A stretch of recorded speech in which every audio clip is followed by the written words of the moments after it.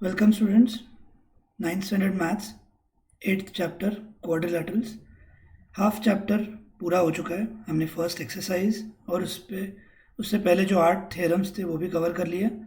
अब जो second exercise है जो ज़्यादा इजी है, is based on 2 theorems, is based on 2 very very important theorems.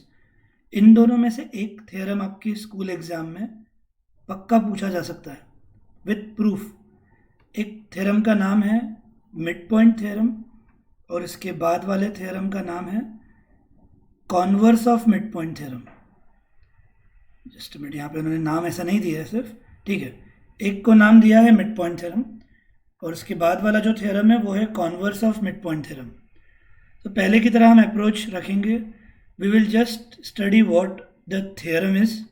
हम अभी इसके प्रूफ के पीछे नहीं पढ़ने वाले, स्टेटमेंट का मीनिंग जान लेंगे and we will directly start with exercise sums today, ताकि आपको भी आइडिया मिल जाए कि ये थ्योरम को अप्लाई कैसे करना है। And after the exercise sums are over, we will go with the proofs of this 2 theorems. So first is mid point theorem. अब मिड पॉइंट थ्योरम क्या है ये स्टेटमेंट पढ़ के क्लियर करते हैं। Read the statement.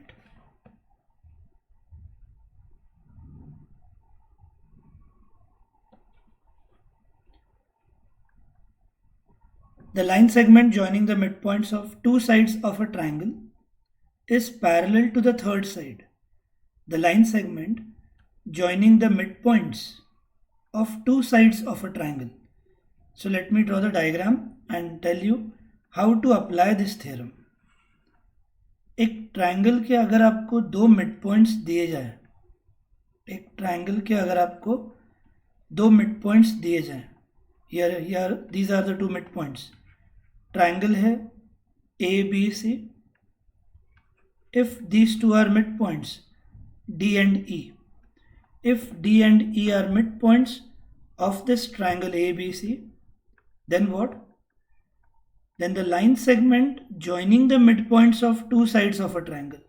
अगर ये दोनों midpoints हैं तो इनको join करने वाली ये line segment के बारे में क्या बोला जा रहा है?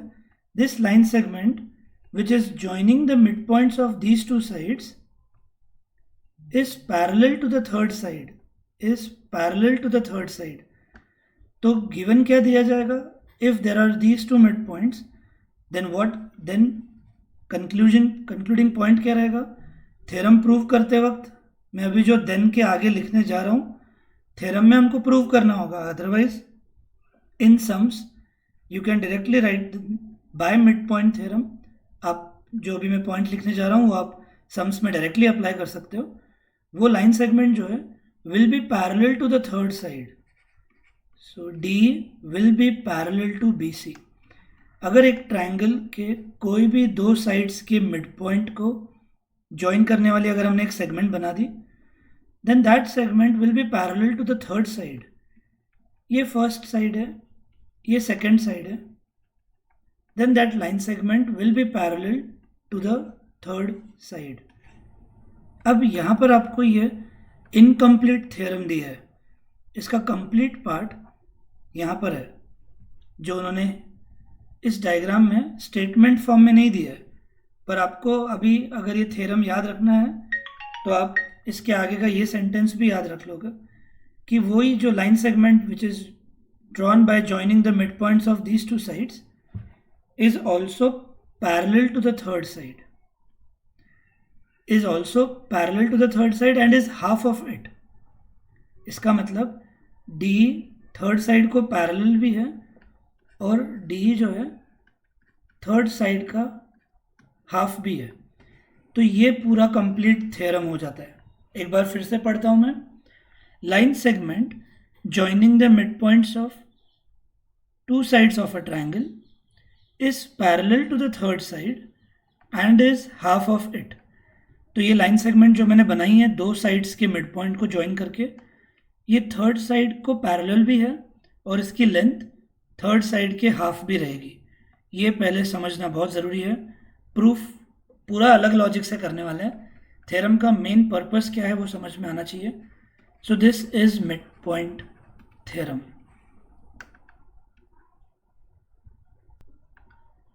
So complete this statement by writing. Statement क्या बनेगा? The line segment joining the midpoints of two sides of a triangle is parallel to the third side and is half of it. ये भी लिख दो.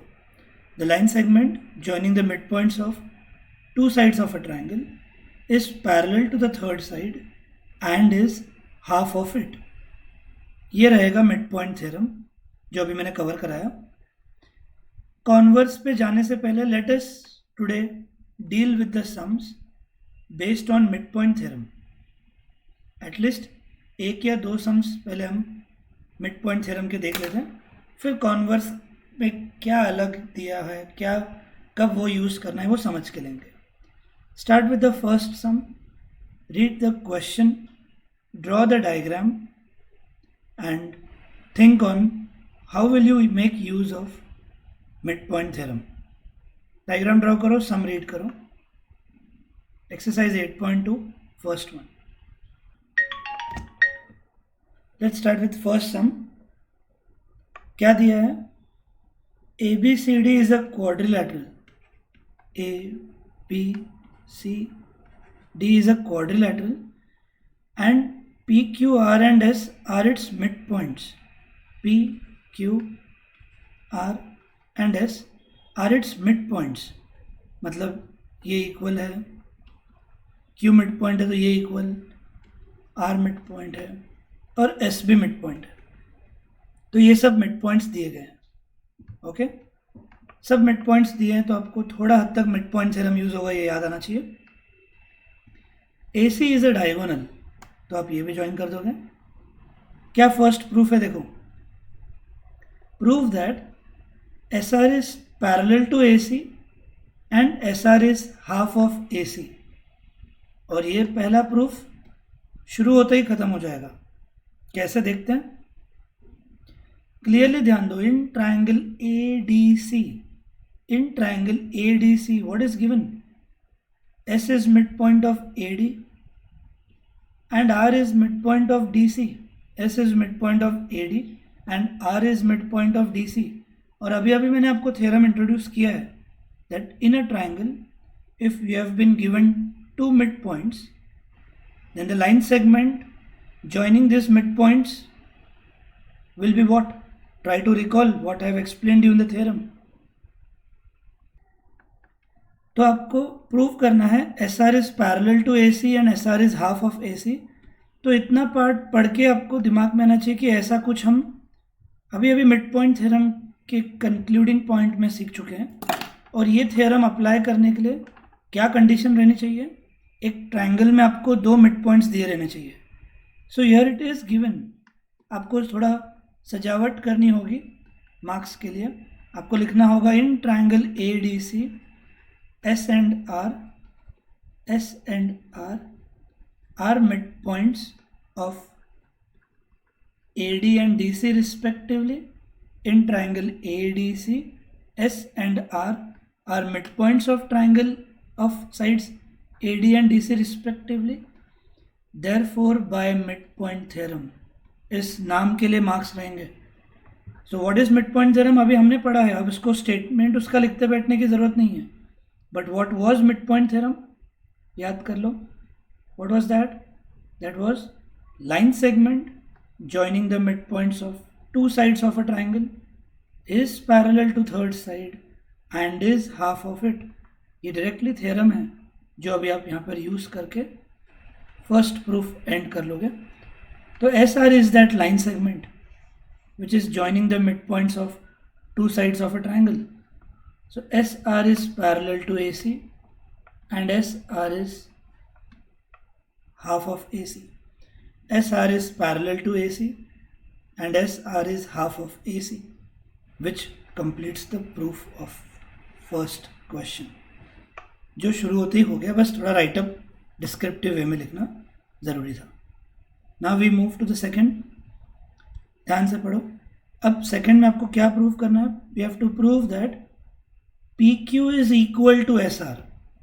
अब थोड़ा डाउट आएगा कि ये तो मिड पॉइंट से ऐसा नहीं सीखा कि ये इसको इक्वल होगा. कोई बात नहीं, सब चीज़ें डायरेक्टली नहीं होने वाली है. इसको इक्वेशन नंबर 1 बोल देंगे अब जब PQ की बात आई है तो PQ is again a line segment joining the midpoints of two sides of triangle ABC। तो अगर ये भी दो मिड पॉइंट से ज्वाइन करने वाला लाइन सेगमेंट बना है तो इधर भी ये थ्योरम सोचने आना चाहिए आपको कि क्या होगा, and think and you will get the answer. तो सेकेंड प्रूफ में आपको PQ is equal to SR दिखाना है, जो डायरेक्टली नहीं होगा कोई बात नहीं, लेकिन आपको PQ के बारे में कमेंट करना आना चाहिए क्योंकि P and Q are midpoints of these two sides. Hence, in this triangle, we can say PQ is parallel to AC. तो इधर वापस वही राइट अप वही भाषण लिखना होगा। In triangle ABC P and Q लिखना है सभी को, ये सब right up. P and Q are midpoints of AB and BC respectively. Therefore PQ is parallel to AC and PQ is half of AC, which completes the second proof। पर अभी तक answer नहीं आया है, हमने second mid point theorem apply किया है।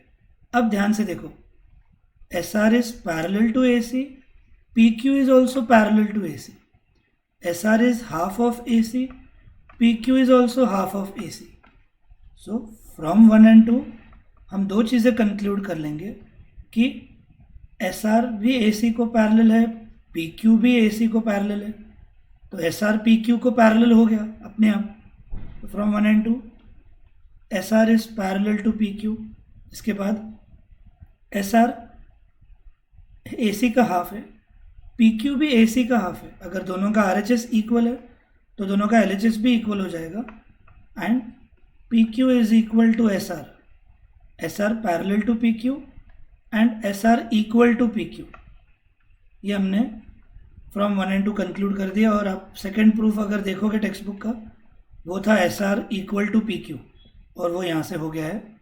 पर हमने पैरेलल का भी लिख दिया क्योंकि मिड पॉइंट थ्योरम में दो चीज़ों का कंक्लूजन हम करते हैं, एक पैरेलल भी और एक हाफ ऑफ दैट। तो दोनों में ऐसे लिखने के बाद फ्रॉम 1 and 2 हमने दोनों ऐसे कंक्लूड कर देना। Even though only this thing is asked, हम दोनों कंक्लूडिंग कर देंगे। क्यों? बिकॉज थर्ड प्रूफ में आपको इन दोनों की हेल्प लगने वाली है। सो देखते हैं थर्ड प्रूफ क्या है। We have to prove that PQRS is a parallelogram. Make use of this, this will act as a hint. ये हिंट रहेगा थर्ड प्रूफ का आंसर लिखने के लिए। सोचो। तो जैसे मैंने कहा है, सेकेंड प्रूफ में हमने ये दोनों इसलिए लिखा क्योंकि इन दोनों के बेसिस पर हम थर्ड प्रूफ का आंसर देंगे। आपको PQRS पैरेललोग्राम दिखाना है। तो सेकेंड में क्या लिखा है हमने, देखो, PQ is parallel to SR and PQ is equal to SR। And याद करो, in a quadrilateral by theorem 8.8, in a quadrilateral if one pair of opposite sides are equal and parallel, if one pair of opposite sides are equal and parallel, then it's a parallelogram। So PQRS is a parallelogram। ये theorem exam में आपको descriptive वे में लिखना होगा पूरा। और ये सम का एंड हो गया। 3 मार्क्स का कितना इजी और इम्पोर्टेंट सम अभी हमने कवर किया। 2 बार हमने मिड पॉइंट थ्योरम यूज़ किया, एक बार ADC ट्रायंगल में, एक बार ABC में। और ये थ्योरम का डायरेक्ट पॉइंट लिखा कि line segment joining the mid points is parallel to third side and is half of it. और 2 बार अप्लाई करके हमने PQ इक्वल टू SR और PQ पैरेलल टू SR भी दिखा दिया, और उससे वो एक पैरेललोग्राम भी बन गया। And this way we have ended with the first sum. अब आगे बढ़ना है next 2 sums which is second and third, which are very important and are of 4 marks. अगर थ्योरम नहीं आया तो 100% इन दोनों में से एक सम आएगा। अब उसके पीछे रीज़न क्या है कि इन दोनों सम्स में हमने अभी जो फर्स्ट सम का पूरा प्रूफ जो लिखा है, आपको as it is copy paste करना होगा, एज इट इज। क्यों, मैं 2 मिनट में समझाऊंगा। तो यानी ये सम में हम मिड पॉइंट थ्योरम तो यूज़ कर ही रहे हैं, प्लस थोड़ा एक्स्ट्रा लॉजिक से कुछ और भी प्रूफ करना होगा। तो फर्स्ट सम अब चांसेस कम लगते हैं मुझे, क्योंकि सेकंड, थर्ड और एक ऐसा सम आने वाला है जहाँ पर हम ये पूरा का पूरा प्रूफ आपको एज इट इज़ लिखना होगा। मैं और एक बार भी नहीं लिखूंगा और ना ही आपको कहूँगा। अगर आपको एक सम ही समझ गया तो आपको 10 बार वो करने की ज़रूरत नहीं है, करेक्ट। तो फर्स्ट सम का प्रूफ अब हम सेकंड और थर्ड में क्यों यूज़ करने वाले हैं ये देखेंगे। Let me start with the third sum first. एक डायग्राम ट्राई करो, बनाने की कोशिश करो, and will discuss why the solution of first sum will be required, and उसके आगे एडिशनल क्या करना होगा देख लेंगे। Read the third sum. Rectangle draw करना है, ABCD ड्रॉ करो। तो थर्ड सम में आपको क्या बोला गया है, that ABCD is a rectangle. तो हमने ये ड्रॉ कर दिया, right. The next is PQRS are mid points, जैसे इधर भी था देखो फर्स्ट सम में भी, even though it was not a rectangle, it was a quadrilateral, that is fine. और PQRS are mid points of all these sides. तो P यहाँ पर, QRS, इस तरह से ये सारे हमने मिड पॉइंट्स ड्रॉ कर दिए। Now you have to join them, because what is the question asked? The question asked is prove that quadrilateral PQRS is a rhombus. Prove that quadrilateral PQRS is a rhombus. तो अब इसको prove करने के लिए हम क्या क्या करने वाले देख लेते हैं। पहले आपके सामने ये आइडिया देता हूँ कि it's a quadrilateral now and we have to prove it as a rhombus. तो यहाँ पर हमने टर्म क्या लिखी थी, कोई आंसर नहीं देगा, I'll ask and only those will reply. For now PQRS is a quadrilateral, and first we have to prove it something else and then we shift to the rhombus part. तो quadrilateral है PQRS, हमको इससे पहले parallelogram दिखाना होगा, और parallelogram से rhombus दिखाने के लिए पहले आपको डिस्टिंग्विशिंग पॉइंट याद आना चाहिए कि पैरेललोग्राम में अपोजिट साइड्स इक्वल होते हैं, रोम्बस में ऑल साइड्स इक्वल होते हैं। तो अपोजिट साइड से ऑल साइड्स इक्वल दिखाना कैसे पॉसिबल होगा, ये मैंने फर्स्ट एक्सरसाइज में 2 जगह लिख कर दिया था। हमको कोई भी 2 एडजेसेंट साइड्स इक्वल दिखाने, मान लो हमने ये दोनों एडजेसेंट साइड्स टारगेट किए। अगर हमने ये 2 एडजेसेंट साइड्स इक्वल दिखा दिए, then the point we can write is in a parallelogram, if adjacent sides are equal then it's a rhombus. The end. तो आपको ये 2 adjacent sides पहले इक्वल दिखाने होंगे, जिसके बाद आप एक पैरेललोग्राम को रोम्बस बोल सकते हो। और वो करने के लिए हमको पहले ये पैरेललोग्राम दिखाना होगा। अभी तक के लिए ये सिर्फ क्वाड्रिलेटरल है, PQRS एक क्वाड्रिलेटरल है, आपको इसको पैरेललोग्राम दिखाना है। कैसे पॉसिबल होगा, याद करो फर्स्ट सम क्या था, PQRS क्वाड्रिलेटरल। क्या प्रूव किया हमने, पैरेललोग्राम। और इसका मतलब क्या है कि पहले PQRS को पैरेललोग्राम दिखाने के लिए आपको पूरे फर्स्ट सम का सॉल्यूशन इधर कॉपी पेस्ट करना होगा। और उसके लिए शुरुआत क्या करोगे आप, first start will be join AC, then मैं यहाँ पे लिख दूंगा एज पर फर्स्ट सम, मतलब पूरा सॉल्यूशन फर्स्ट सम का लगेगा और डायरेक्ट लिख दूंगा मैं, therefore PQRS is a parallelogram.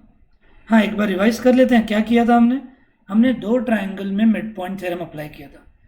In triangle ADC, S and R are midpoints of AD and DC, therefore SR is parallel to AC and SR is half of AC. SR is half of AC. Then in triangle ABC, P and Q are midpoints. So PQ is parallel to AC and PQ is half of AC.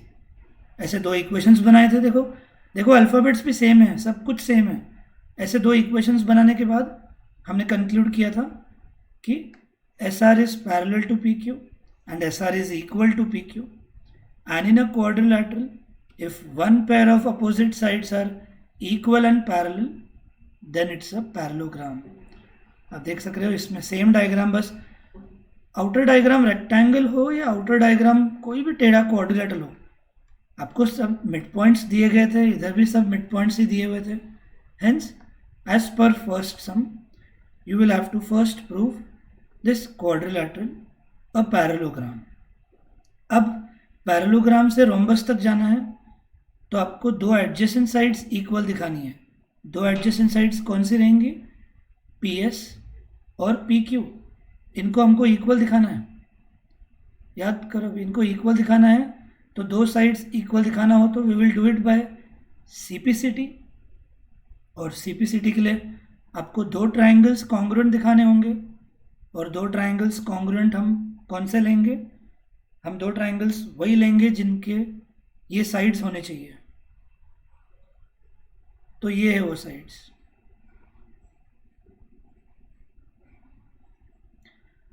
ये दो triangles अगर हमने congruent दिखा दिए तो हम लिख सकते हैं S P is equal to P Q. और एक बार हमने S P is equal to P Q दिखा दिया then we can conclude that in a parallelogram if two adjacent sides are equal then it's a rhombus. तो आपको अभी इन दो ट्राइंगल्स को कॉन्ग्रुएंट दिखाना होगा and your sum will be over. दिखा देते हैं। तो अब ये पैरेललोग्राम तो हो गया है, पर पैरेललोग्राम से रोम्बस दिखाने के लिए we have to prove any one pair of adjacent side equal दिखाना है, यानी one pair of adjacent side equal दिखाना है। तो अब हम इन दो ट्राइंगल्स को कैसे कॉन्ग्रुएंट दिखाएंगे, आपको अभी जल्दी से गेस करने आना चाहिए। A B C D is a rectangle, A B C D is a rectangle, तो क्या होगा? सो ये दो एंगल्स 90 होंगे। P is mid point of A B, A P will be equal to P B. P is mid point तो A P will be equal to P B.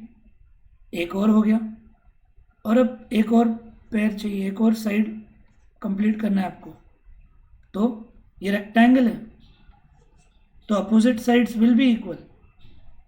A D will be equal to B C, और अगर A D equal to B C है तो half of A D will be A S is equal to half of B C is B Q. लिखो, मैं एक minute में आ रहा हूँ।